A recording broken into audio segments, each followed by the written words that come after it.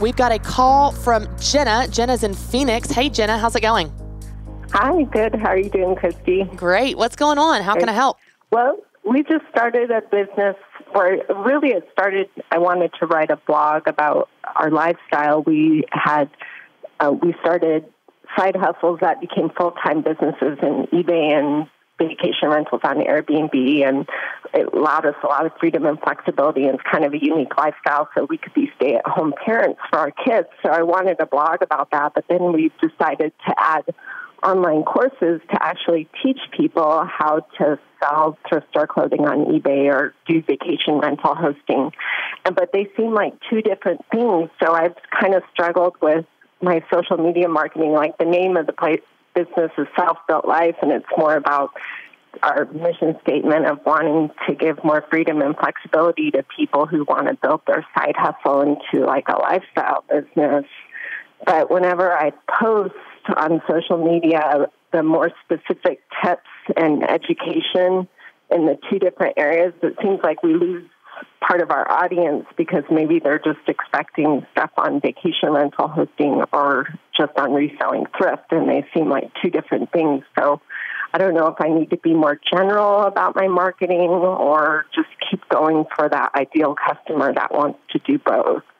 So let me ask you this. Is that true? Do you really have an ideal customer that wants to do both? Because it's possible, Jenna, that you're this anomaly, that you're doing two very different things, but you might have a customer that really gravitates towards the eBay thing, and then you have a completely different ideal customer that gravitates towards the Airbnb vacation rental thing. Now, of course, the motivation of why they pursue those is the same. So their motivation or their why of, I want flexibility to be home and have a lifestyle business, that type of thing. That the why is the same, but the businesses are very, very different. The startup is very different from thrift store to Airbnb. So I'm curious, have you broken that out and considered the possibility that you have two ideal customers that are completely different, that have different needs and want different content? Have you broken that out, or are you convinced that your ideal customer wants to do both? No, I think it is two separate ones because one person is not going to do both. So really, it's because it's a husband and wife team. Like, I'm doing the vacation rental, my husband's doing the reselling thrift. So it's not going to be two-person or one person trying to do the same thing. So it's like we should keep them. I think they're two ideal customers. Okay, I agree 100%. I'm glad you've sensed that, because this is your business. I don't want to tell you what your business is, but I would say that the market of people that want to do both is very, very small, whereas you could have a much wider market of two separate markets that want to do the thrift store and want to do the vacation rental. So here's what this means. I don't normally recommend you do two businesses, but because you've already done two businesses, what's great is if you want to continue to teach these two concepts to two different markets, you can. What I want you to do is I want you to think of there being two sides to your business. There's the customer-facing side, and there's the internal side. The internal side, meaning you, your husband, your team, whoever's working on this business, the courses, all that, I want you to find as many efficiencies as possible. So if you create a course, I want you to pick one platform that you can create multiple courses on. You're not going to reinvent the wheel every time you do something for either of these businesses. So find all the ways that you possibly can to streamline and find efficiencies behind the scenes internally. However, the customer-facing side of your business, it's as if there's two completely separate businesses, which means you have two personas, two ideal customers, you've got two different Instagram accounts, two different brands, two different messages.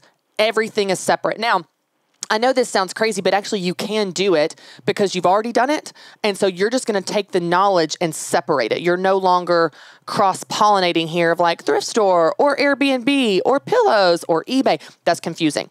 You're confusing your customers. So I want you to separate and have very clear messages for each of those target markets. But again, behind the scenes, it doesn't mean you have to reinvent the wheel every single time. Let's say you pick one course platform, you create a course for Airbnb and you create a course for thrift store on that same platform. You could even come up with a similar outline structure and you just plug in different content, different steps, different tips. So that's going to make it easier on you and more efficient for you, for your productivity, for your output, your production. But on the customer side, it's going to be so much more clear. And I think when you have those clear messages for those specific people, it's like bait when you go fishing. You put out a certain type of bait, you catch a certain type of fish. So when you start putting out those messages, you will attract people that are interested in that thing to those specific social media. So you're going to have to do a little untangling for a minute, but you can do it. But I think the rewards that you will experience will be well worth the work. That you put in separating it. And then I think you'll see those businesses thrive. And even if it's something where, to your point, your husband kind of runs with one and you run with the other, cool, great. That'll just increase your productivity and focus because you're going to kind of own this one and he's going to own that one.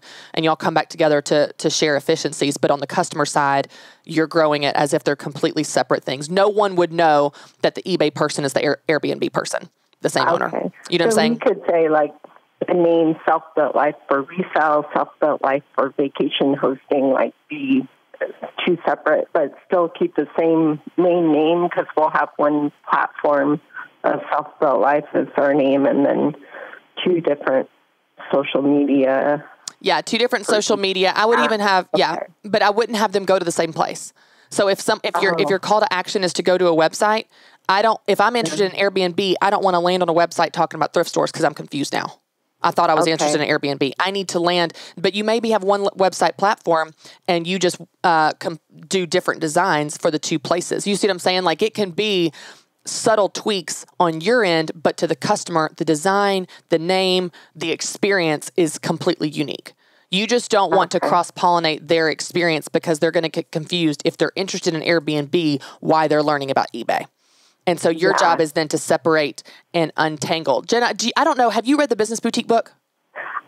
Yes, I have. And I did my homework and doing the first two tiers and mission statement and why and everything. That's perfect. So when you're going through that, go through it. I know it's going to feel like double the work, but it's not. Go through it as if you're creating two separate businesses. So fill out your plan for each of them separately, and they will begin to, in your mind, have their own unique identity. And that's really helpful for you because it's going to help you separate and think about them differently and create them differently. You may manage them the same.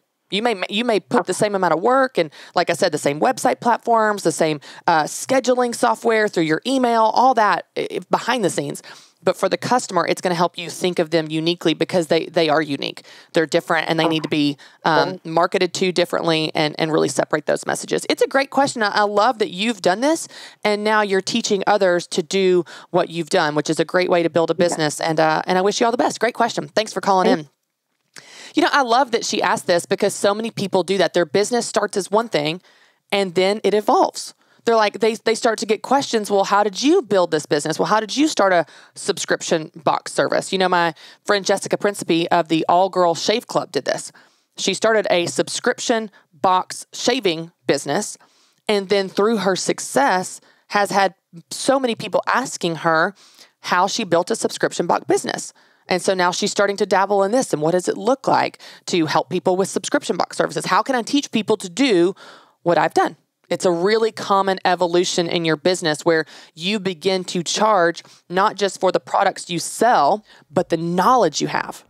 So maybe you have a skill, you teach piano, but then over time, you're charging for the skills of teaching piano, but over time people are saying, hey, how did you build this business of a service-based business? And you're teaching for your knowledge of the piano tutoring industry, the piano lesson industry. So when you're beginning to think about how you can grow, it's a great way to think about how you can grow.